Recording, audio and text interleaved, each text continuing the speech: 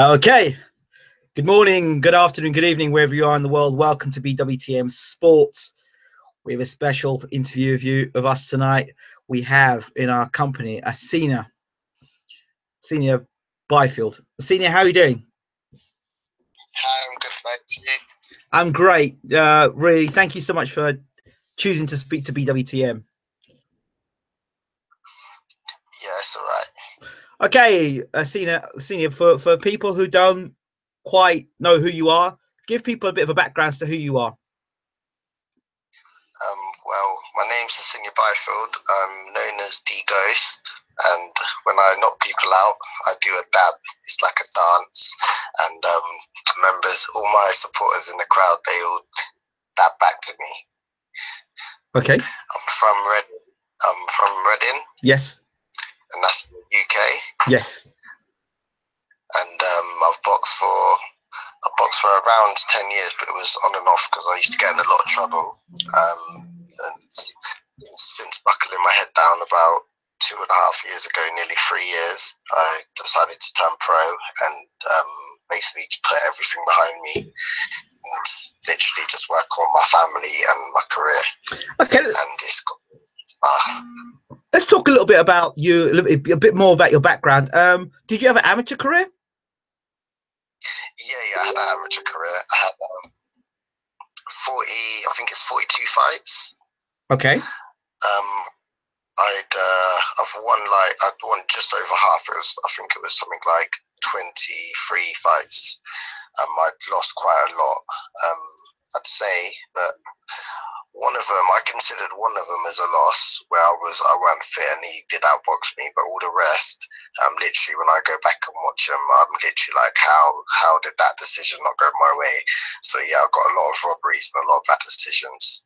Oh, we had a conversation almost a couple of nights ago with Flashy Faz, and he was saying the same thing. And I said as well, as an amateur, I used to box as amateur, that amateur boxing, the referees and the judging is probably not very fair. If you box in a guy's hometown, it's not about what you do, it's about who you know, rather than what you do with your fists. So sadly, I've said before, amateur boxing does hurt a lot of good fighters, because a lot of good fighters get demoralized because they're fighting in the game. They train so hard to turn up to arena, to fight, to do their best, to put on a masterful boxing display, only to get robbed on the cards.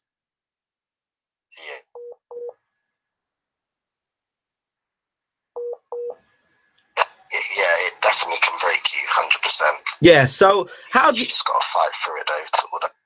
How did you overcome it? What did you do to overcome it, Senior, as an amateur? To be fair, I think that was half of the reason why I was still getting in trouble, because I was training hard, I was putting in the work, and then fighters were pulling out last minute, and then they put me in a position where I was forced to just take a fight whether I was fit or not, like a lot of the time. Yeah.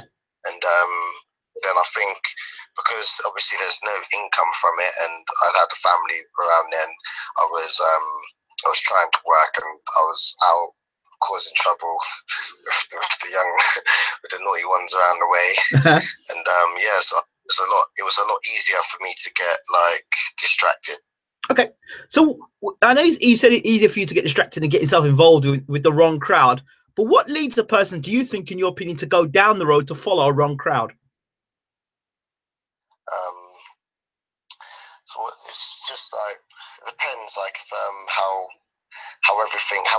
that person's life's been, for example, right? What they've been through, say, and like there's always a path. You always have a choice to either take that path or that path, and sometimes when you feel like, so for me, my boxing to me was my way out. So that was why I was boxing, but then I'm getting robbed every second, and then I'm going home feeling worse than I left. And so it's easier to just get dragged the wrong way. Yeah. So the boxing was a part of discipline for your career, for you, to keep you kind of stable, to keep you out of trouble, but it basically forced you to get you into more trouble because you were not getting satisfaction through what you were doing, so you had to try and find satisfaction elsewhere. Am I correct there, then? Yeah, 100%. So what was the moment, the turning moment for you, where you know, that epiphany where you said to yourself, you know what, this ain't working, this ain't happening, I've got to change my life? The moment when that happened, it was 2.5 years ago. I was in the wrong place at the wrong time, and it was just before I turned pro, actually. Yeah. And I was in the court. Mm-hmm. I was in court for a big case Mm-hmm. that was looking at a lot of years. Yeah. And me and one of my friends that was with me, we got remanded for it. So we was in jail for nearly 4 months on remand. Okay. And we was miles away from where we live. We was up north. Right. We're down south, so we was far up. And yeah, literally I was sat in there and I was like, I just felt like I shouldn't have been there, and yeah, literally I was just in a bad place, bad situation, and it just weren't looking good. And I said to myself, look, if I get out of this and this doesn't happen, then I'm gonna get my head down and just get on it 100% and just give it my all no matter what happens. So that was the turning point for you, you would say? Yeah. And yeah. So, and that's just before you turned pro. So then when you decided to turn pro, who did you go to? Was it a decision you knew who to go to? Did you ask around? Did you get doors slammed in your face? How was it for you? Me and my coach, Craig Kleiner, we've been together through the amateurs. Right. And so it was Craig Kleiner was actually my second coach. My first coach was Adrian Riley. Okay. And yeah, we was all working together. I think Adrian Riley didn't really want me to turn to professional. He wanted me to stay amateur and win ABAs. Right. And last thing I'd done just before I was remanded was go into the ABAs, and I said, all right, I'll get my head down now. And I gave it literally everything I had, and then I got out of the home counties into London, and then I literally like outboxed the boy completely, and then got robbed ridiculously. And like everyone in the crowd was all like saying, that's not fair, no way did he lose. And then it was shortly after that when I found myself in a bad situation. And yeah, so then once I got out, I went to Adrian. He wanted me to try one more year, and I said, oh, I'm not getting any younger. And Craig Piner, he agreed with me. So we basically just teamed up, and from there on, we haven't looked back. Wow. You know, often you hear, and really today you hear about, unless it's a pay-per-view fight or a very well-known fighter, it's quite there's tendency to kind of mop over and forget about what people did in the past and just focus on the success story. But sometimes the success story, we don't track back. We're not really giving that person credit for where they've come from to where they got to. You know what I mean? Yeah. You hear me there? So I think it's really important that we kind of lay the foundation as to who you were, as to who you are, and obviously who you want to be and who you're going to be, right? Yeah, definitely. So let's talk now. So you decided to turn pro, manager, promoter. How did you make that decision? Well, we was quite busy on the track, so we was going around sparring and everything. My coach, he knew a couple of people, so he made a few calls, and we heard that Mickey Elliott, he have his fighters fighting regular. He had a lot of shows on. He was very busy in the scene, so we went and had a sit down with him, and he promised us so many fights a year. And I'd spoke to a few other people that had good things to say about Mickey. And so then we decided that was the best move to make. There was a few other managers that we got put off by because we knew other boxers that were signed with them, and we'd seen how they had been treated, so we didn't want to go that way. Okay. And yeah, actually, Mickey stuck to everything he said to us. He literally had me. I'm sure I had like 10 fights in like my first year. I was fighting like every few weeks. Half the time I wasn't getting paid because I had to build my fan base up from scratch. A lot of the fights I was losing out on money. My missus had to work 2 jobs to support our family while I was training. Wow. And yeah, and literally it was literally like that. We were just struggling. We was losing money on fights.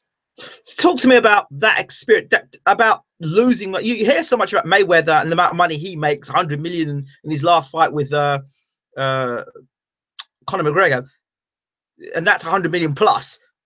When you have to literally struggle like that, you're going into the ring and you're fighting and you're hustling and you haven't, you're not making the money, you're doing it for free. Sometimes family can be very, particularly in the West Indian community, the family can be very, boy, find yourself a better job, find yourself a job, boy, go find yourself a job, stop this boxing lark, you're gonna get brain damage, go find yourself a job somewhere else. Now that's just keeping on the real. Was that ever mentioned to you? Yeah, well, yeah, we definitely had that 100%. We stuck together. We've got me and my partner's got 4 kids together. Okay. And I've got a boy that I don't see at the moment. Okay. And yeah, so we obviously had our kids all close together. So they're all young. They're all like their ages are very close together. Right. And so we literally, to make it work, and literally, we knew that we both knew, we've always believed, and we've literally I've done everything I could to put the time in, the hours in, like where I'd sit there and be like, I know my opponent's getting the best gym, he's getting this, he's getting that. I had to sit there and reconstruct a way to do what he's doing, but with what I've got in front of me. Okay, of course. That's literally what's helped me to get where I am now. So, what was your motivation to keep going, even though you weren't getting paid?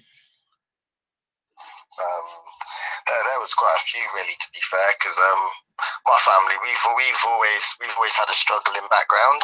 Yeah. And so yeah, I've always had to fight for anything I want. I've always had to fight for it. I've never had anything given to me or easy in my life. My mum's been a big support, and I owe her. I mean, I don't even know how much I owe her. Wow. So I've got to buy her a couple big brand new cars. and my son as well. I haven't been able to see him, and he's getting old now.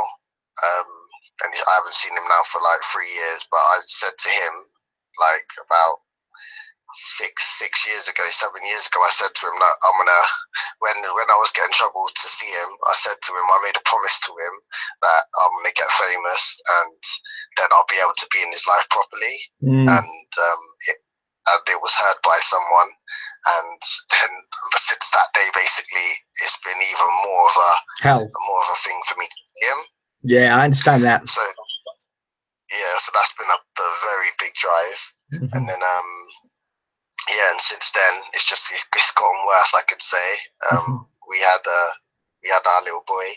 His name was Trayvon, Asinia Byfield Griffith. Okay. And he passed away. I'm sorry to hear that. 2 years. A year and a half ago, nearly 2 years now. And that was a clot death.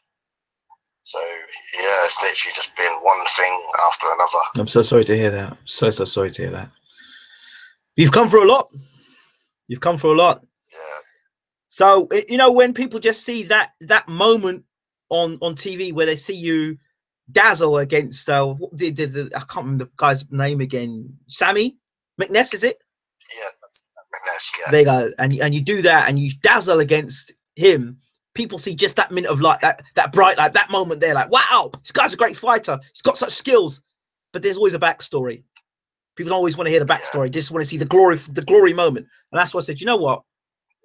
When we get Mr. Byfield on the channel, we're going to talk to him and we're going to find out a little bit more about him, so people can understand where you've come from, and that they don't mistake the guy in the ring who's a showman and a skillful guy and an entertainer with being, oh, he's arrogant and he's above his station and all that sort of stuff, that you really are a kind of humble guy that's trying to make a way for yourself, because there's that misunderstanding that can happen. You understand what I'm saying there? Yeah, definitely. Okay, so you turned pro, you had your fights. So talk to us about, the first loss that you experienced. What was that like? That was devastating. That loss almost broke me. that literally, it basically almost re-broke me over again. Before that fight got offered, I was trying. So obviously, I'm trying to get fights. No one will fight me. Now they've seen I'm tricky. They seen I'm near. Now everyone in the welterweight wouldn't fight me. Right. And then I've been off. Mickey's called me up. He said I've got a fight, but it's real dangerous. The guy's he's almost knocked out every single one of his opponents in 16 fights. Me and my trainer, we was like, yeah, we'll have it. We didn't even look at him. We said, yeah, we'll take it. And this is off the back of my son passed away literally about a month before that fight. Okay. So my whole family, everyone was in pieces. Everyone was at their weakest point. I had to fight. I was forced to, well, not forced to, but I had to fight a week after my son had passed away. Was it a week? It was 2 weeks after my son had passed away because I was already training for it. I went ahead with the fight. I had to pull myself together as well as my family. We went and we fought in our hometown, and I stopped him, my opponent. In the second round, I think I dropped him like 4 times. Okay. So that was obviously very emotional, going out there in front of everyone. I was literally, I was crying on the ring walk. So on my way into the ring, I was crying. Then what happened in the corner? In the corner, I think after the first round, I don't know what happened. Someone said something. I remember feeling the tears bubbling to my eyes, and I had to like get focused in a minute to go back out there. And I managed to do that. So I've won that fight, and then that's when the Herman fight was then offered. But because that was my first 6-rounder, and I stopped him in the second, I hadn't boxed no more than 4 rounds in all my fights. Right. So then I had to then step up to go up a weight to super welter to then fight someone that's knocked out everybody, and it's at a 10-round fight. So we was like, all right, cool, we'll prepare for it and we'll take it.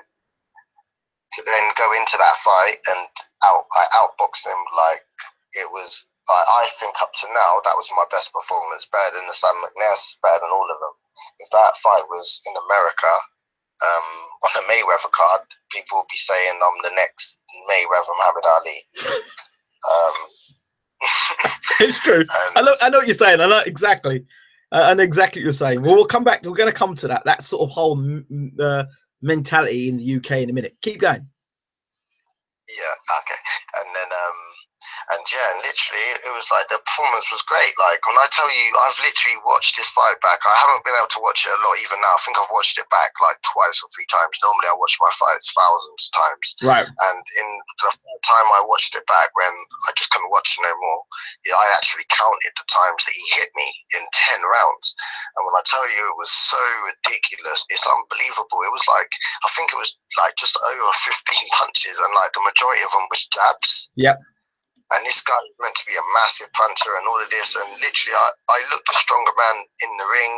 I danced around. I made him miss a load. And I was taking the mick a little bit, to be fair. I think I showboated quite a lot because it was just so easy.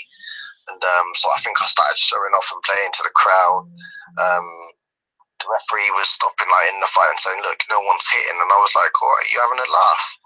I've then gone out in the next round because the referee said it just before the round, and I said, ref, watch this. And I've held my right hand up in the air. I said, watch this. And as soon as he's come near me, I've hit him with a big right hand. And then I've gone, you see, what, we're not hitting, no?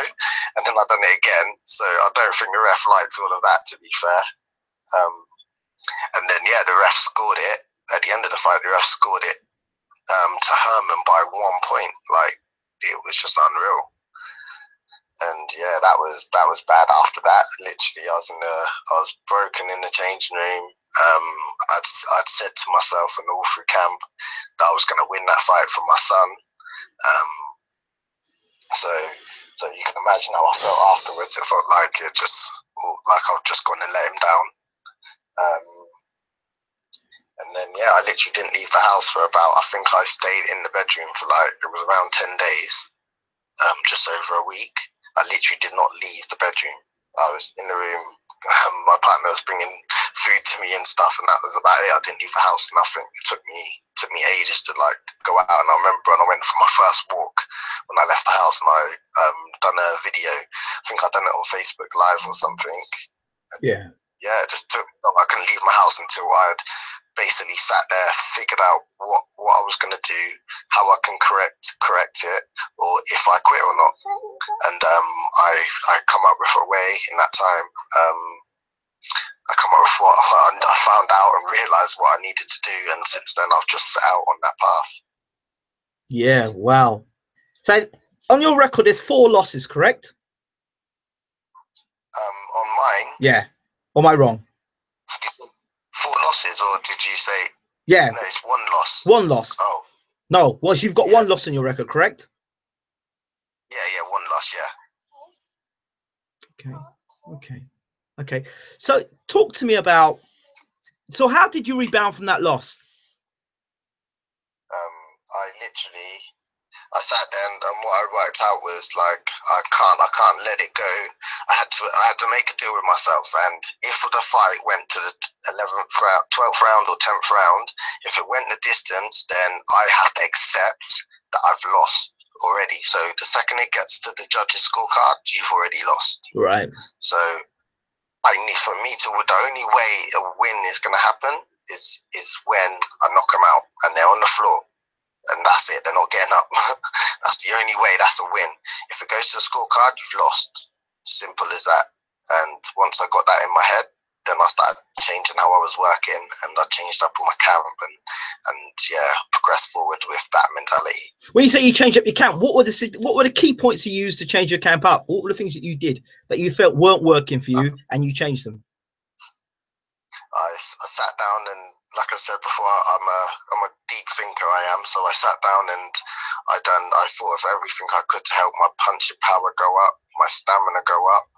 I was already elusive. I was already a mover, already a switch hitter. So I've got all the other fundamentals. So it's literally just a matter of building power, endurance, unlike no other, and the durability where I can go all night. Like, you're gonna go at some point. I know you are, and you will. So the big fight that everyone knows you for now is that Sam fight, the Sam Innes fight. Talk to us about the build-up, because that was quite interesting, where the story's almost built like the guy that has everything on his plate for him versus the guy that has had to fight for everything he's needed to get. Explain to me how it was for you. Yeah, so at first they offered the fight, and I was sat there like, really? I was like, wow. I was like this is a bit weird. So why? The first question I asked was, how come? I said to my coach and Mickey, I said, well, how come Warren hasn't come to me to sign me? Like, he's offering me to fight one of his fighters, so that's not going to be in my interest. But why is he not come to get me on board? Do you see what I'm saying? Yeah. With me. Like, it just seems, I'm sat there like, well, Eddie Hearn hasn't come to me. No big promoters have come, and I've come from the bottom, literally. And like, I've had to fight in hotels where there's like no fans allowed, no supporters. You're just in there with people you don't know, just eating food. Like, how come it hasn't got out anywhere yet? And so it looks like they was just basically put me there for food, really. I was somebody's snack for someone to build on, and for them to jump the queue, but not have to go through what I went through. Right. And just take my title. Right. I had other plans. So that was how the story was. So you were basically built to be the fall guy, right? Yeah, 100%. Was that an unspoken rule, or was that a spoken rule? It was an unspoken rule, but it was very obvious. It could have basically been spoken. The odds on me was 9 to 1 for me to beat him. All the TV, all the promotions, everything was in his favor. They was in his changing room before the fight. Like, everything was steered towards him, and I knew that it had to be a stoppage, and it would have been a stoppage.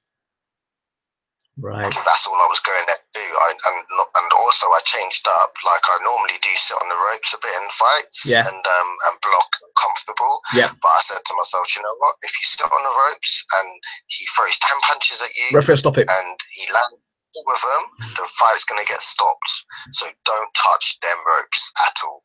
They was electric to me on fight night.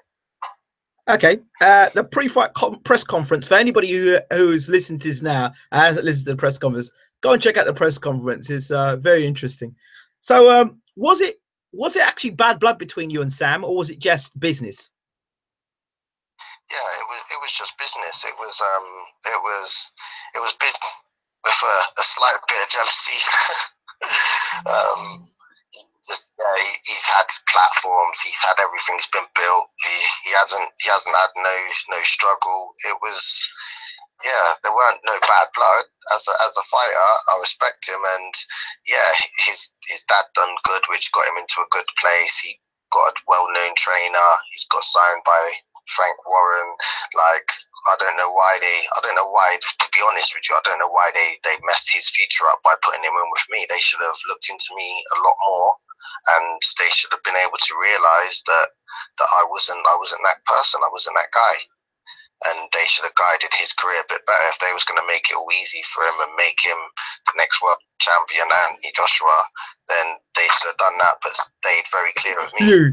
Right. Talk to me about the hammers thing, where you were doing the embrace and doing the hammers thing. Explain to me about that a bit. So it started at the press conference. Right. There was a load of his fans was on my Facebook a lot, and social media. They was all giving me a load of stick. There was some of them was being racist. Some of them was calling me names, getting posters up, making pictures, and yeah. So there was a lot of abuse on there. I'm a funny guy anyway. I'm a funny character. So when I weren't training, I was literally just sat down, just catching jokes off of it all, and replying and just bantering back with them, back and forth. So that built up a lot, and not only that, I knew it was going to put a lot of pressure on Sam. He's a novice professional. He might have a big amateur career, but he was a novice professional. He was going to be dealing with a lot of things that he hadn't dealt with before, and nerves was going to kick in. And his fans, like I knew they would, through everything they was doing to me, which they thought was going to put me off on my game, all they were doing was putting pressure on Sam. And the cross, that was just another thing, just to get inside, to get onto his fans. Basically, his fans would see it, put more pressure on him. Oh, Sammy, you better knock him out. Sammy, you better do this. Now he's thinking, well, what if I actually don't? Now he's got all 1,000 fans. Do you know what I mean? Yeah. Just putting a lot of unnecessary pressure onto him that he really didn't need. And yeah, they all fell for my games and my craftsmanship. I'm a thinker, not just in the ring. I don't just train my fists and my legs and my arms. I train my brain as well. So it's all working when I get in the ring. And that's one thing they failed at. So when this fight was signed up and you did the face-to-face, and it was a bit back and forth between you and him, you touched on the thing about the racism.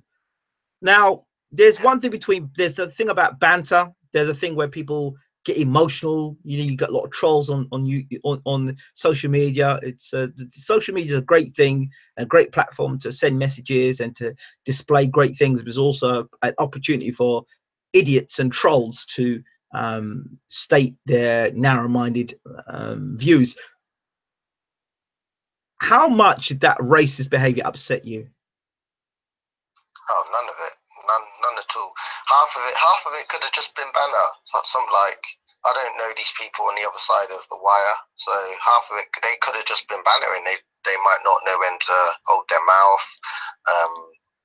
Do you know what I mean? So you don't know if it's real anyway. To be fair, you don't know that person. Before you know that person, you don't even know what color that person is. Yeah. They might be saying something that could be racist to black people, and then you find out what color they are. They're black themselves. So yeah, I didn't take none of it serious. Not one little bit of it. Okay, so then you talked about the broadcasters that night. in terms of the commentators before the fight, did you get to see any of them? Did you get to meet any of them? No. To be fair, it was actually a nightmare. Before the fight, so we're in our changing room. I've got so they did say beforehand that no one's allowed in. They've tightened up security because of the attacks that's been happening in London. Okay. So, and I was like, okay, fair enough. So we had to write an email and basically put everyone's going to be in our changing room. Okay. And whether they had a board pass, whether they had a boxing license, right, as a coach or second coach to come in. Okay. In the changing room, they had to have one, and if they didn't, then they had to be a vital part of your team. Right. Yeah. So remember, we're vital. Yeah. So we sent them the letter of all my coaches, and then in another letter, because I've only got a coach and a cutman. So in the other letter, I obviously put okay, there's my the person who comes does my breathing with me, my physio, make sure I'm loose. Yeah. He's basically like my PT. So is it possible that he can come in?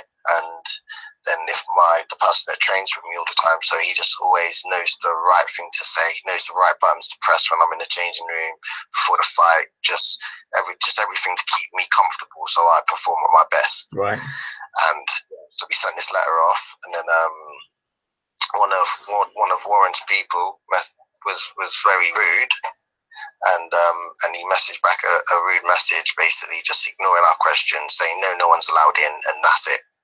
And then we was like, well, we emailed back well, it says here, unless they're a vital part, that is a vital part of your team, and he just ignored us. So then at the press, I think it was at the weigh-in, I saw Frank Warren in person, so I went and spoke to Frank Warren. He said, oh yeah, that's fine, yeah, that's cool, just them though, and that's it. So come fight night now, we're obviously expecting them to come in. We've got we managed to get them into the changing room, and they're in there. My physio's working on doing stretches with me, loosening up, and then the same guy that sent the messages, that sent the emails, he come into the changing room and basically kicked everyone out in 5 minutes before I went out to perform. He literally come and kicked everyone out my changing rooms. Question, can I ask a quick question? The guy, was he short?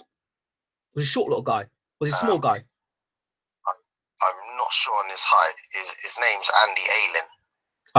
Okay, all right, go ahead.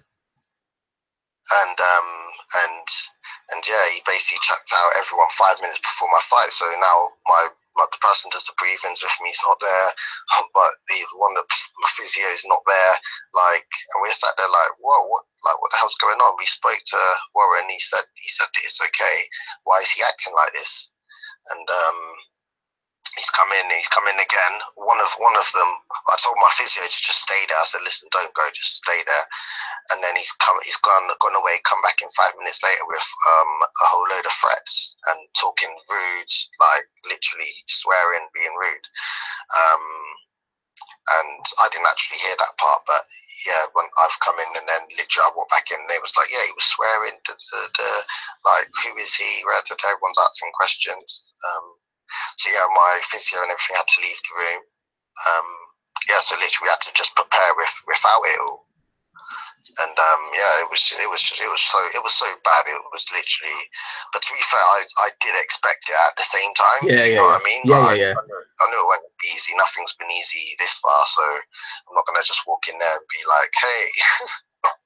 But do you think all those guys? Do you think all those experiences building up to this moment helped you get through that moment there to be able for you to go and perform on the night? Yeah, 100%, definitely. Definitely, 100% it did. So okay, so you walk out to the ring, you get in the ring. Anything been said before you actually touch gloves? Well, what happened was on the ring walk, we got to the door. So the same guy's come in, Andy Alien, and he said, come on then, let's get ready. He's got us all to the door. He's like, yeah, we're ready for you to walk out. And then he's walking down the corridor, and everyone was waiting. My team was waiting with me to walk. So we literally watched him walk down the corridor, and then I sat there and be like, I need to go to the toilet. So then I've walked back into the changing room, gone in the toilet, but everyone's laughing outside. And then they said that they saw him turn around and realized no one's behind him, and he comes charging up the door. Where is he? This is taking up. Beep, beep, beep. He's like going mad. And then we left Sammy in the ring for a little while. Yeah, then we walked out, and then I'm like, yep, I'm ready to fight now. So everyone's laughing. You can imagine the atmosphere there was. Walking down the corridor, we got to the door, and then literally, I could just see bare hand gestures. Of course. I couldn't really hear no one. To be fair, by that time, I'd focused up completely. I couldn't hear none of his crowd. Apparently, his crowd was like all saying a load of stuff as we walked past him. My coaches was like, "Did you hear what they said? Oh my days!" So yeah, but literally as soon as I got to that door and I knew I was walking out there, there was things I actually practiced. And I said to myself, like, before the event, on my weigh-in day and on conference day, I actually went to the arena because remember I hadn't been in there before. The last time I'd been in the arena was on TV, probably like wishing I was going to fight there at some point in my life.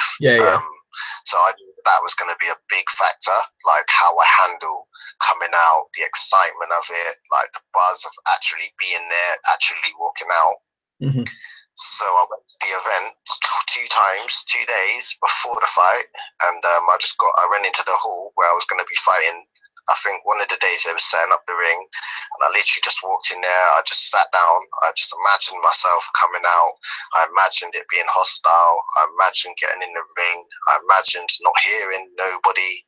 And literally, I just worked on my brain, the brain side of things. I just trained my brain basically on them 2 days and just got myself prepared so that when I walk out there, I wasn't going to be flustered. I wasn't going to be overexcited. I wasn't going to use up energy just at the fact that I was there. Okay. And that helped like tremendously because when I walked out, I couldn't hear a thing. See, a lot of interviews we don't get to hear what. See, you've given us a story from where you've been and to where you're at, and we've had a backstory now, so it all fits together quite nicely. Even though it's not been particularly nice for you, it's kind of nice for people to hear your story, your backstory, with a lot more sense to it, and rather than seeing you in clips in interviews post-fight, you really celebrating about something. I look at an arrogant guy, he's so arrogant, but we don't understand that the reason why you're celebrating the way that you are is because you haven't had that much to celebrate in recent years because of all the tragedies, all the difficult times you come through, that when you get this, it means so much to you. So it seems over boisterous and it seems over excited when really it is a very special moment and just being grateful. You get me? Yeah, definitely. That's to a T. All right, so we're in the ring now. You're fighting. Sam, in terms of his punching power, what was that like for you? The first round with he wouldn't look at me. I'll go in the ring. I've owned the ring the second I've walked into it. I've made it my home.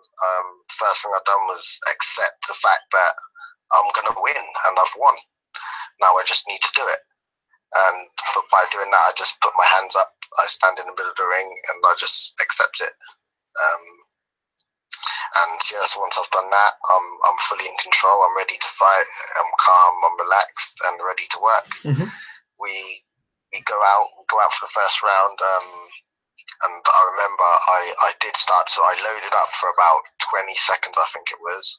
I think he threw the first punch, and just the speed, just getting into everything, the speed of it, and I could tell he had a bit of power on it. So then I was like, all right. So then I started trading back sort of thing, like throwing heavy shots. After 20 seconds, I remember clicking to myself and being like, you're loading up. I remember saying, you actually hear me say it to my coach, Craig Pioneer, in the corner after the first round. I'm like, yeah, I was loading up a bit, but I had to pull myself out. So after 20 seconds, I pulled myself out of loading up. I started putting very little power in my shots, and he didn't. Carried on. Right. He carried on throwing. He was throwing at least 80%. Right. And I went all the way down to about 30, 40.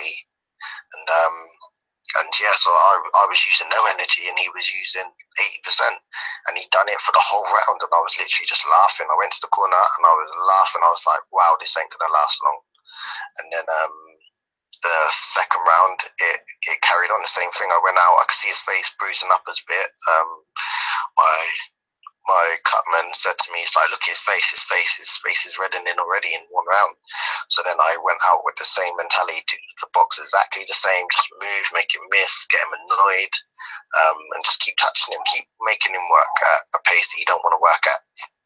And he done it again the second round. Like, that's the thing, a lot of boxers can't actually adapt to what they're doing while they're boxing. They have to wait 3 minutes to go to their corner for their coach to say to them to stop doing this, and then even then it might take a round or two to kick in. Right. Whereas me, I'm very instant. Okay, so when did you know you were able to stop him? I knew I was going to stop him before the fight. To be honest, I had no intention of it going past 6. I actually predicted that I would stop him in the press conference and in interviews before the fight. I predict that I can't see it going past. I can't see it going past 4. Yeah. No, I'd like it to go past 2. Yep. Yeah. And I can't see it going past 4, but it will definitely be over by 6. Right. So that was my prediction before in the interviews. And I also predicted in another interview that I was going to be beating on him so bad that the towel was going to get thrown in. And the reason why I predicted that is because his trainer Mark Tibbs, he just seemed so protective over him, like how you would be with your baby. He was just very protective of him when he jumped in the stare off and pushed me. All of that, like it was uncalled for. It was pointless. Why did he do it? He done it because he wanted to protect it, but I weren't doing nothing. So why did he feel he needed to protect him? And that was why I knew that towel was going to get thrown in, because it's a protection. You throw that towel when you're protecting someone. Yeah. And he basically showed his colours. He showed his colours when he pushed me, and he showed his colours when he threw the towel in. It means the same thing, protection. Do you feel that Sam took unnecessary punishment in that fight? He took unnecessary. Yeah, of course he did. The fight should have been over. It could have been over easily in the third. Like, a ref could have called it over in the third. Yeah. I didn't. I purposely did not. If you notice in non-boxing, in the third round, I think I threw about 20 punches fastened all together. And then I realized, like, literally in that round, I realized, I was like, do you know what? They're gonna try and leave it. They're not gonna stop it when they should. They're gonna try and leave it to give him as much chance as he can, and hoping that I blow out.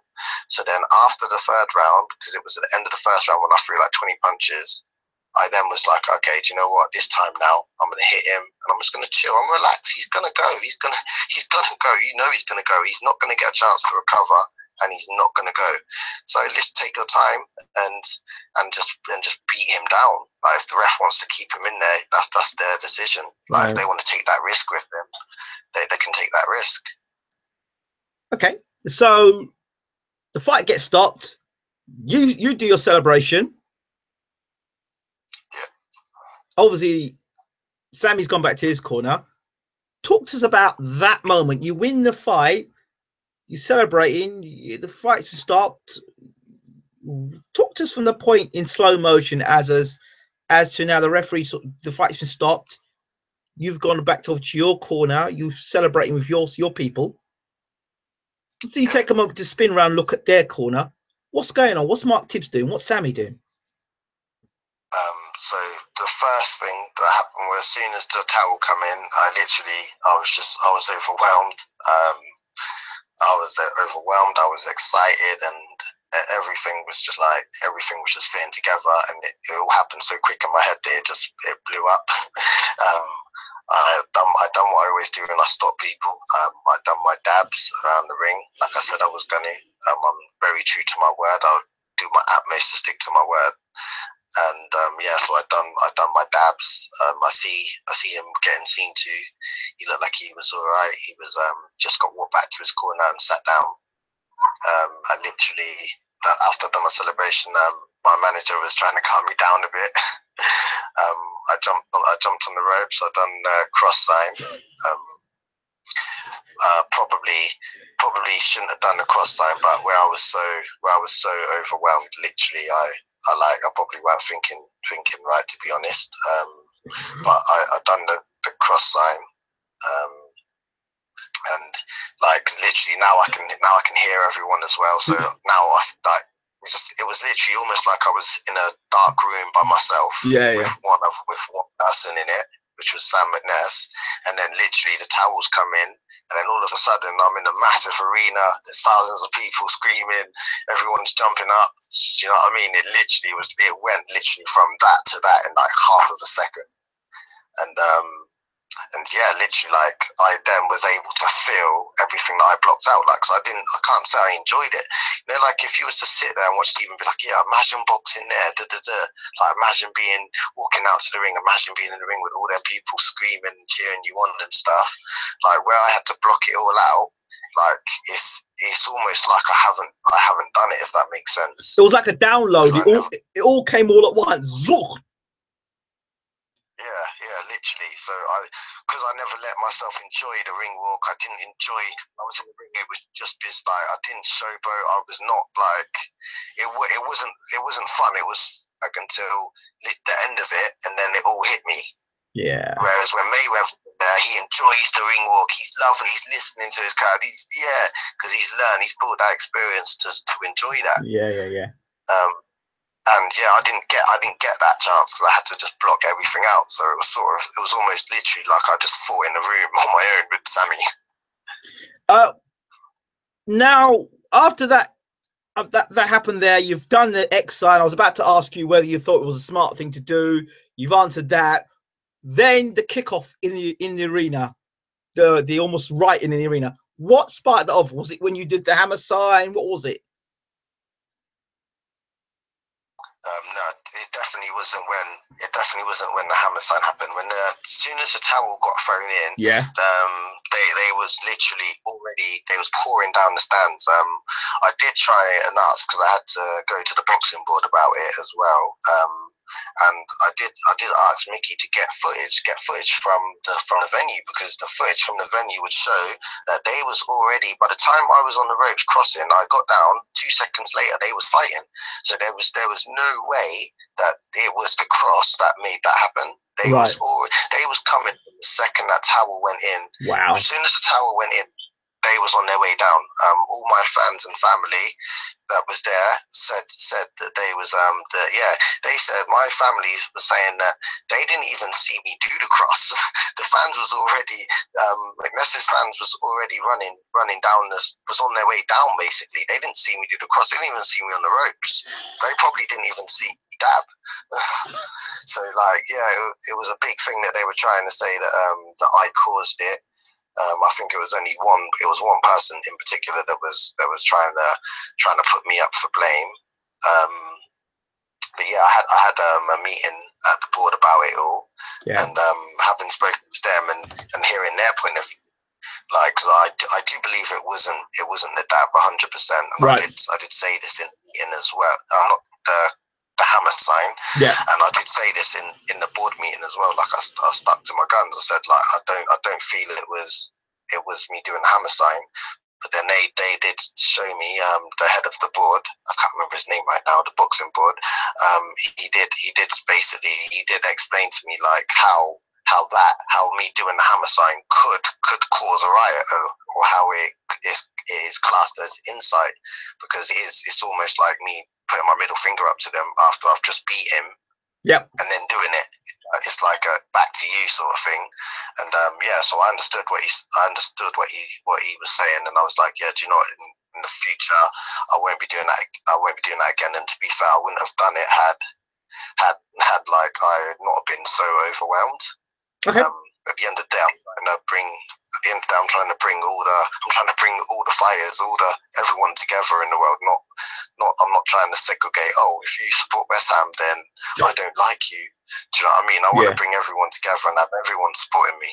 Absolutely. Okay, we're going to play a little game because I've got about 10-12 minutes left. I'm going to play a little game. While I'm playing this game, I'm going to I'm going to ask people that are listening in now. This is the question and answer session.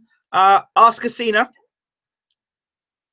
Ask him a question. You could ask him questions now. So type your questions to him now while I ask him some questions in this little game. We're going to play a game. It's a one-word game. So I'll use a word and you'll tell me the first thing that comes to mind. Okay? Ready? Okay. Ready? Go. Yeah. Mayweather. The greatest. Doghouse. Fun. Geovanta Davis. Gonna go far. Welterweights. Pardon? Welterweights. Asinia Byfield. Sparring sessions. Limachenko. Edited videos.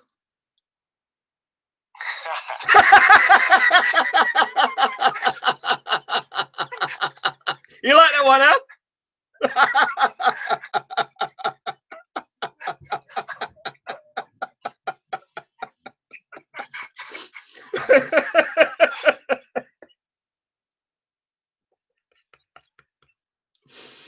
See, I haven't got an answer to that one. Now I made your speeches there. Yeah, that was sick.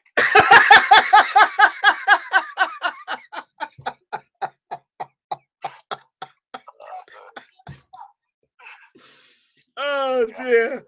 Let me check and see if people are asking questions. I know people are gonna ask questions in a minute. So let's see.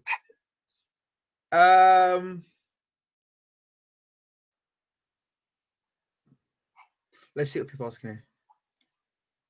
What are your thoughts on Tyrone Nurse? Asks Mikey. Tyrone Nurse. Yes. Yeah, he's decent. He boxes a lot like me. Yes. I'm better than him though because I could do a lot more. Okay. But he has got a style similar to mine. He's got nice movement. He hits and moves well. But his guard's down a lot. His guard's real low at times. He gets hit with like silly jabs, and sometimes stiff jabs as well. Actually, because I'm sure he got put down with one. Okay. But yeah, he is very slippery. But yeah, there's a few things that he definitely could work on. Ted Cheeseman, and would you fight him? Oh, 100%. I'd fight him today, tomorrow. Like, yeah, 100%. Ted Cheeseman, I think, to be fair, he's very novice. I don't know what the hype is over him, but hey, I'm happy. Like I said, I'm very happy. Like I said, I'm looking at the British rankings in super welterweight, and I'm not impressed. Put it that way. I'm way above that. I'm way above their league, and no one in the British welterweights can touch me. Like they can't even come near me. It's not even going to be a fight, but it'll be fun for everyone else. So I'll enjoy dismantling them. Joe Pickford. Supposedly a big puncher, chin in the sky, throwing wild punches, and very, like I said, amateur. Relies on the punching power of hitting fighters that don't really want to be in the ring. And when he did fight his only fight, where you could say it was actual opponent, Aaron Morgan, I had Aaron Morgan actually beating him. Aaron Morgan made a mistake, and yeah, he did get punished for it. But Aaron Morgan could have easily just toned the level, the pace of the fight down to his pace, and he would have beat on Pickford every round. Probably have stopped him because he hit the good with a lot of big backhands. I mean, even when things went wrong for Aaron, he could have taken a knee, because the only punch that actually hurt him was when he was off balance. He was already hitting hurt, and he tried to stay up. And by him taking that step to stay up, to push his body back up, he put his head in the way of a wild swing. So that's the only reason why he got finished like that. Senior, people are asking, and they do ask, they do like to know the sort of quality of the people that we have that come through the room. I don't have to say anything because we took what I kind of alluded to, edited videos, sparring, the Mayweather, Geovanta Davis. Can you just tell people who you've sparred with of recent times? Well, I've sparred a lot, to be fair. Eubank Jr., Carl Frampton, Caleb Plant, Southampton, obviously Geovanta, Davis, and David Haney. Who else? Liam Williams. Edited video. Something. Liam Williams. Yes. Conrad Cunnings. Yes. Who else? There's so many. There's a lot. Okay.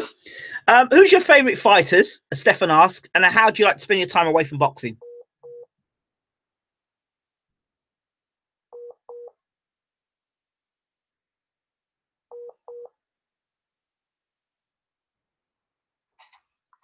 Yeah. Sorry. You back now? Yeah, I'm back. I'm here. Who are your favourite? Who are your favourite fighters? And who are your favourite fighters? And what do you do outside of boxing? So my favourite fighters are Thomas Hearns, Sugar Ray Leonard, Lomachenko, Canelo. Golovkin was in there, but I just found recently he's just started to rely on his power just a little bit too much for my likings. Okay. And his boxing's a little bit, he's let his boxing down a little bit. Okay. So I'm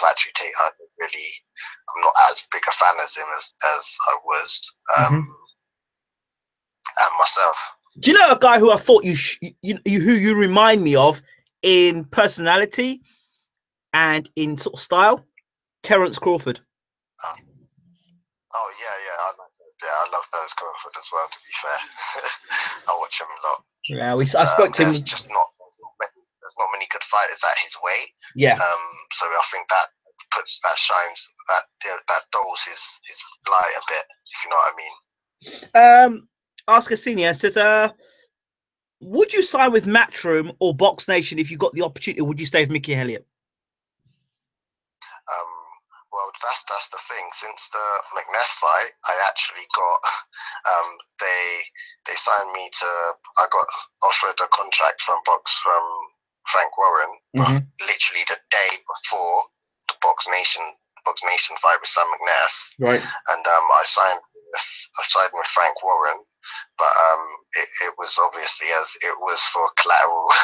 It was a collateral damage sign, I guess, because because they signed just in case things didn't go their way. They basically didn't lose out. They didn't have me just come to their show, beat one of their fighters, and then say go to Matchroom. So it was obviously a tactical move to sign me. And since signing with them, literally, to be fair, I haven't heard anything. There's no efforts have been made to give me the credit and that I should have got at the end of the fight.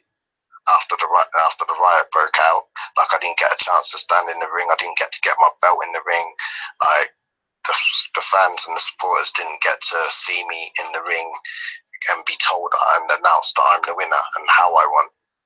So I thought that if realistically I should have got that moment, and because I didn't, then you would have thought that someone would have been making efforts to give me that, get me on TV, like do something.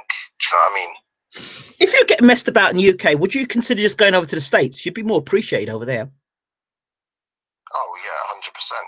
That actually was in our plans to go over there, to just be like, you know what, just get out of England. Yeah. But then that was literally just before the Sam McNess fight got offered, and then we saw an opportunity. But now, even taking an opportunity now, I'm still sat here thinking, well, boy, even though I've won the fight, was it even worth it? Because I've won the fight, and it seems like I'm back on the shelf again. Like I'm not getting no promotion. That, like, literally, it's almost like I haven't even won the fight. If I wasn't getting attention from the media and the actual boxing fans that follow boxing, and they saw my skills, and they're thinking, well, yeah, and everyone's reaching out to me now. If it wasn't for them, literally, I'll be on the shelf still. I'll be going back to my cold dark corner and training harder than everyone else and eating lettuce for dinner, dessert and breakfast, and yeah, it's the same thing. Do you believe that signing with Matchroom would be best for your career on TV? Not really, because they have got a big building, Matchroom have, but where Warren. Hello.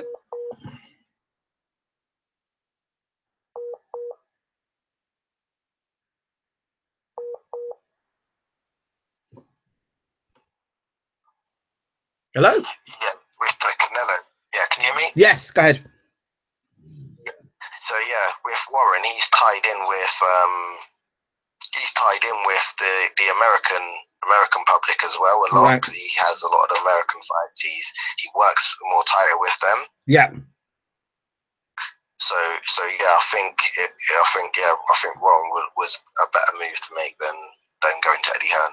What was it like sparring Chris Eubank Jr.? Yeah, that was it was good, but he didn't like sparring me too tough. We do fight like very similar. A lot of people didn't realize it till they saw a bit of the sparring. Yeah. But yeah, we do fight very similar. So it was like he just didn't like it because it just wasn't his type of fight, if you know what I mean. Just slippery, awkward. He was like, get me out of there, basically. So we only done like 2 rounds, and then he said, "I'll put another boy in that was with us," and yeah, he got comrade Kompolski. He got him to jump in and instead of me.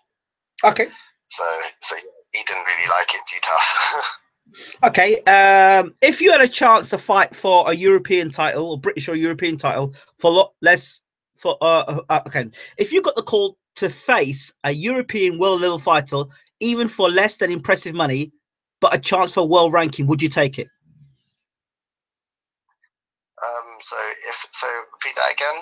If you got, I think I could answer that question for you because of where you've come from. But if you got a call to face a European world level fighter, even for less than impressive money, but a chance for a world ranking, would you take it? Yeah, of course. Yeah, that's obvious. 100%. I'm like, the opponent's it's never the opponent. It's always you and what you believe in yourself and where you see you going and what your dreams tell you, what you see in your dreams. No other man sees what you dream. Absolutely. Only you dream that. And that's what you go with. I believe I'm in the world rankings already. And now I'm working on things now to get me to the top of the world rankings, but I'm getting a head start because I'm doing it now, and I'm not even at the top of I'm not even like crown of Britain yet. Okay. When are you out next? On the 7th of October. Okay, and where will that be? And who are you fighting against? I'm fighting against Max Wicks, yes. And that's on a Barry McGuigan show. And it's on Channel 5 as well. Wicked. You're cool. Cyclone Promotions. Okay, fantastic. That is fantastic stuff for you. What do you think of Max Wicks? I've had a watch of him already. He gets hit with too many shots. Yeah, he gets hit with too many shots and things that he's not very good at. I'm very good at, and I will utilize like 100%. And yeah, there's levels to this, and like I said, no one in Britain's on my level, so it's going to be the same outcome for everyone. Zephyr Barrett, who's that? Do you know who he is? Say that again. Zephyr Barrett. Do you know who that is? No. Yeah, I don't. Okay, don't know. No, Zephyr. Yeah, Zephyr Barrett. No. Do you know who will win between Sam Sheedy and Liam Cameron? No, I don't know those. No, guys. Okay, who's the hardest guy you've sparred with, or hardest puncher you've sparred with? Hardest puncher.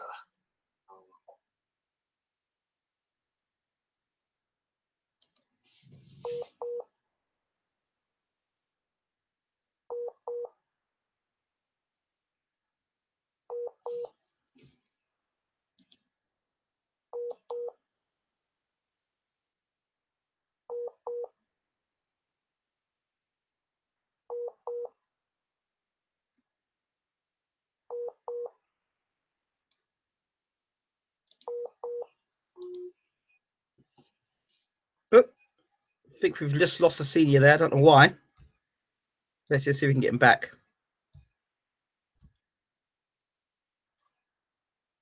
Might be a connection thing. Let's see if we can get him back. A senior there? Hello, you alright? Yeah, what happened? You got disconnected, I think. Yeah, it got disconnected. Okay. All right. Yeah. What question was the hardest puncher? Yes. Yeah, the hardest puncher I've sparred with, Michael Sprott. Yeah, because you guys are from Reading, innit? So you're both Reading boys. Yeah, he's a heavyweight. Yeah. Yeah, it's hard to get because I sparred with all the weights, and like obviously when I sparred Eubank, I could tell he was definitely holding back. He was holding back on his power because I was quite a bit lighter than him. Yeah.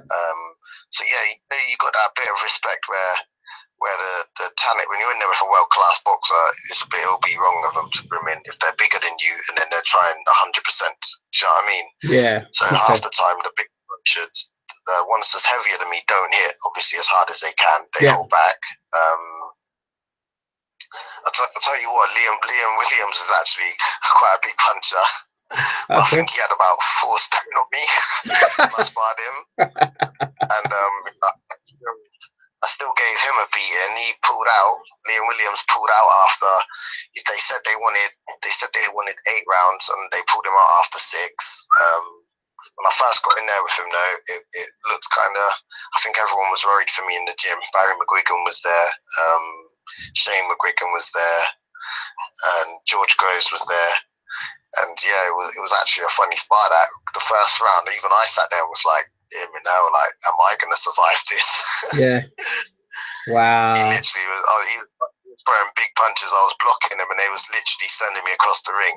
Wow. He had like quite a few, but yeah. After I literally just kept making him miss for the first couple rounds, and then as soon as his power started going down, I literally took over the spar, started giving him a beating, and then yeah, they pulled him out after 6. I can't end the interview without talking about 2 sparring sessions in particular. People can go and look at on YouTube. Geovanta Davis and with Haney. Talk to me about both of them very quickly. Okay. Yeah. With Geovanta Davis, I sparred him 3 days of me being in America, and I only started training when I got to America because I'd obviously just won my Summit Nest fight. Yeah. So I hadn't been training at all. But yeah, I was trying to make the most of the time being there because I do spar a lot of people when I'm not fit, and it's like it makes it worth my while. Whereas when I'm fit, it's just too easy. Okay. So yeah, I was very confident sparring him, to be fair, when I got in there, even though I weren't fit. But then literally he did surprise me a bit, to be fair. He did surprise me, to be fair. And he was obviously really heavy. He was nowhere near his weight. I'd say it was the same weight as me, if not a little bit heavier. Right. At sparred, he was like 3 weeks out from his fight. Yeah. Wow. And he still didn't make weight. So yeah, that just makes me think he definitely was around my size. And yeah, he hits very hard. Like, he definitely hits hard. Him and Frampton are both big punchers. Very big. I think that with Geovanta, he throws in combinations, so he'll land 6 big punches. Where Frampton would, when I sparred Frampton, I'd found like he'd land like 1 big punch. Do you know what I mean? But yeah. It was never a combo of all power punches. Right. But then again, when Frampton hits people, they go down, so you don't really need to. But yeah, with Geovanta though. With Geovanta, I keep saying his name wrong. Sorry about that. Yeah, the spar was good. Literally, I was winning the early rounds. He weren't really doing much. Then there was one round where he literally take my head off, completely take it off. He landed about 6 big shots. I was like, whoa, all over the show. But yeah, I got my brain on, and I done what I needed to do. Got through that round, and then by the next round, I was fully fine. And then I was calling him out. I was winding him up. I was talking to him. I was taunting him in his own gym. The people watching was loving it. Like everyone was around the ring. Mayweather was there. Mayweather literally was like giving it all the US and the UK talk. Yeah. But yeah, literally I started taking over basically. It got to he then comes strong again in the late rounds, 7 and 8. Yeah. So then what they tried to do was they switched off the time running called doghouse rules, which normally you don't do doghouse unless it's at the beginning of, they don't normally just do doghouse halfway through the fight. Right. And that was a new thing. So then so in the 9th round, so we boxed 8, and then in the 9th round that went on for 15 to 20 minutes. And Geovanta was wearing down fast, and I was still there. And literally, I wouldn't have quit. There was no quitting me at all. Like, we would have been boxing all year until someone passed out. But yeah, I was carrying on going. I was getting stronger. Like, I was landing better shots, cleaner shots, hitting good shots to the body. And Mayweather literally was looking at my corner to like say, what should we call time? And Mickey, my manager, was literally just stood there with his arms folded like, nope. So then Mayweather let it go on a bit longer. Then he was so mad, he literally was like, time. And I turned around to look at him because I'm thinking, yeah, I want to go get a picture, could like talk to Mayweather sort of thing. I've turned around, when I tell you, him and Geovanta Davis, he was gone. I was stood in the ring on my own, and all I'd done was literally, I looked away for half a second. I saw them both storm out the door. I think Mayweather must have had a big go at him outside, and then Geovanta come in about a minute after, and then he walked through to go to the change room to go get changed. I was calling him. I was like, yo, I was like, what? Like, is this how you lot are treating, man? Like, I've just come here, give you this work, and like, you don't even want to chat to man. I didn't see Mayweather again. I didn't see him at all once he walked out. I basically forced my way into their change room, because it's like a private section where like not everyone can go. Yeah. So I sort of forced my way into there, and then I managed to talk to him, and so we had a little chat, and he still seemed very angry, to be fair. And he was like, what weight are you? And I said my weight, and he was like, damn, is that why I can knock your ass out? and yeah, and then we got a picture and that together. And yeah, he weren't happy, because I think he's just used to knocking people out. Like over the 2 weeks we was there, I see him knock out literally like 6 people. Some of them was getting knocked, like he knocked out 2 people within 6 rounds. So like he's obviously very used to just knocking everyone out. And yeah, he weren't happy when that went the distance and went in the doghouse, and I was still there, still talking to him. Yeah, he definitely didn't like it. Oh dear. But he didn't respect it at the time. And what about that other sparring session before we end? Oh, with Haney. Yeah, with Devin Haney, that was something else. That was I don't even know if it's worth talking about. So we've obviously got in the ring. He asked me for 8 rounds. It was at the end of the day, so I'd been training all day. Yeah. I was just finishing up, and then what happened? He come over rounds, like the gym's almost empty. I was like, freaking out. No, he asked me for 6. I was like, okay, yeah, that's cool. I'll just push out 6 for it. It's all right. So I've got changed and everything. But time I've got ready and got in the ring, now they're saying it's 8 rounds. They're like, yeah, do 8. Oh, come on, man. You can, man. Come on. But I was like, blimmin' or whatever. Then I'll just do it, whatever. So then me and my managers obviously got me ready. We've gone out there first round. I'm just having a look at him, seeing if I can like just make him do what I want him to do. And I realised I could like a minute into it. So then I was just putting pressure on him, hitting him with light jabs, literally just keeping him busy, but using no energy whatsoever, because I'm obviously thinking I've got to get through the 8 rounds. He's working at a high work rate, but like he was literally working at about 95. And I was sat there thinking, right, can he keep this up? I'm thinking, can he keep this work rate up?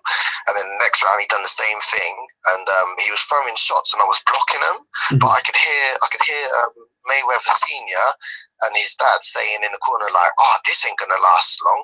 Look at these shots." And I was thinking, well, I'm not even gonna say nothing. I'm gonna leave them and let them think that these shots are landing if they think that, because then it's only gonna make him try even harder to try and knock me out.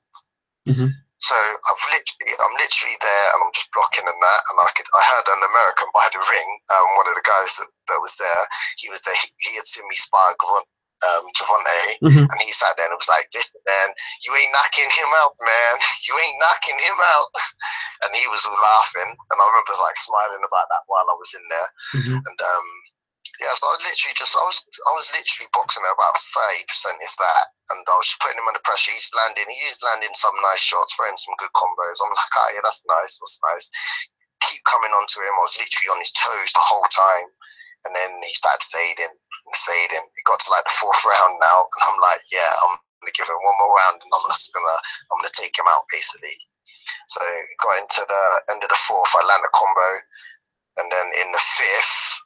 I've come out and I've really put it on him now. He's slowed down a lot. Now he's boxing at like 60%. And so now I've upped the pace. I've started throwing some hard. I was hitting harder. I upped my power and everything. Not even like I upped my power to about 70 to 80. And I hit him with a combo, a 6-hit combo. And literally he was sat on the ropes, like sat on the second rope, like falling out the ring. And then he's obviously come back up, and then I'm letting him work a little bit more. Then I was basically taking over the spotlight completely, and then they was like, "Oh yeah, that's the last round." And we was like, "Huh? That was 8." And he was like, "Yeah, that was the 8th." Then I've gone back to the corner, and I'm like, "Rah." I goes, "What? Do you want me to do some more? Do you want to do some more?" And he was like, "Nah, man, you a punch bag, man. You can't handle no more." I was like, "Right, that 8 was easy." And then the same American guy was by our corner, and he was like walking around the circle saying, "Man, that weren't 8 rounds, man. That was 5. That was 5 rounds. That was not 8 rounds." And then I turned around and was like, "Wait a second. So you are there saying that I'm taking a beating, but you're pulling him out 3 rounds early?" And they're like, you couldn't handle anymore. You couldn't handle anymore." And there's a video on Facebook of like this from there. From there onwards, because our camera guy started recording, and yeah, they're basically saying that's what the argument was, to just prove that I'm not talking a load of rubbish. And I then got in the ring. Well, I was in the ring anyway, and there was a few people in the gym, and I was saying, "You lot are meant to be known for this being called the doghouse. This isn't no doghouse. This is more like a cat house. You're calling rounds and then not doing them, and then lying, saying that you done them. Like, this is a cat house." And I started walking around the gym saying cat house, and then that's when it started getting a bit heated, and yeah, but then it calmed down after a while, and then everyone was talking. There was a rumor that you dropped Haney. Is that true? That I rocked him. You dropped him. Oh no, he didn't drop. No, he basically, like, the power of the punch sent him back, so he basically sat on the rope. Ropes. So like, yeah. He wasn't dropped. Still had his guard up. He was like, I wouldn't call it dropped. He had his guard up and that. It was just like, basically, if you saw it, you'd have been like, "Whoa!" They were some nice shots. Ooh. And how tired he was looking. Yeah. It was gonna get a whole lot worse. Like that was blatantly obvious to everyone watching. And that's why they are clever over there. They're very, very clever. I noticed. It's one thing I learned. Their coaches, so Mayweather Senior, they know how to keep their fighters' spirits high, and proper gassed, if that makes sense. Yeah. So by them saying to me but they ended the sparring, and then the first thing they said when they ended it was, "Oh, you were taking too much of a beating." Well, that's what boxing is, isn't it? Like, that's what you're here for, to give your opponent a beating, yeah.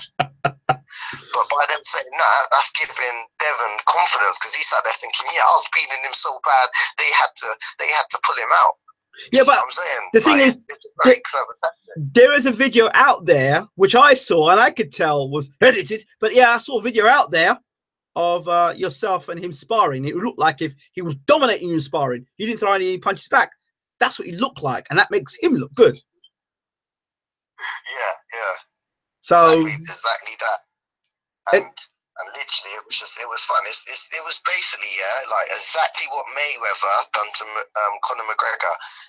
Conor McGregor didn't win any rounds. Mayweather let him burn himself out. He let him do what he wanted to do. He was working into, that was Mayweather's plan. Mayweather could have told you I was going to give him the first 3 rounds. And that was exactly what happened with Devin Haney. Like, I didn't even do nothing because I could just see, I wanted to see his fitness and he showed me it. And then I saw the rate and I saw how he wasn't controlling his stamina, and I knew that it was going to end bad for him. But they as soon as they realised it in the 5th round, they pulled him straight. They was not having that. Like, they weren't putting him through that. And you have to give them respect for that. Like, that is a good coach, isn't it? Yeah. When you think about it.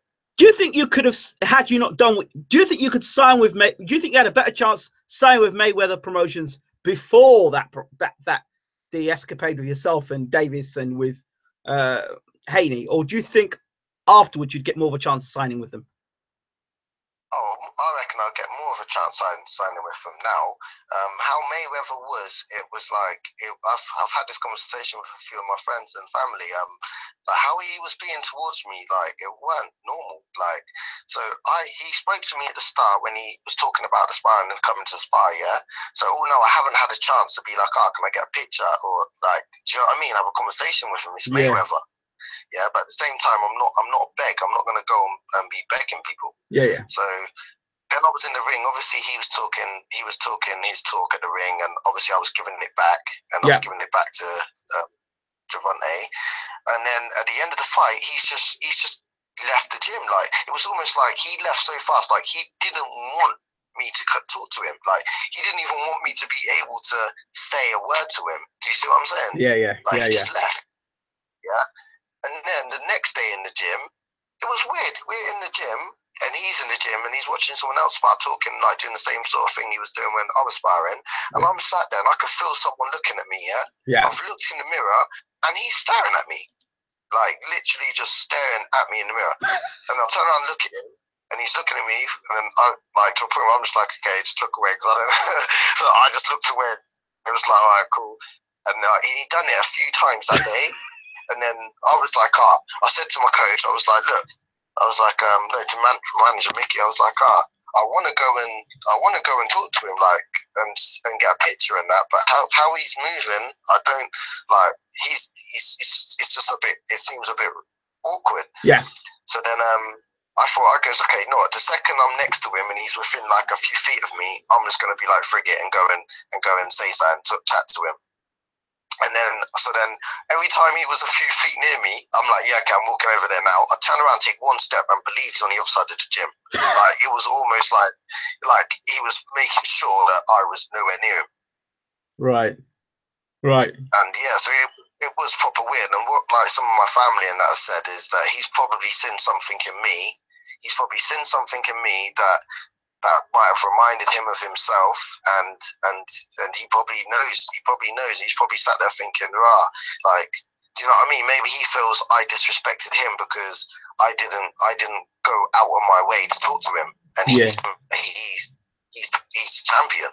Yeah. You know what I mean? Yeah, absolutely. But it was a weird one. Right. Last question: who makes the best potatoes? My mother-in-law, Nikki Wilson. Is that question any chance from her?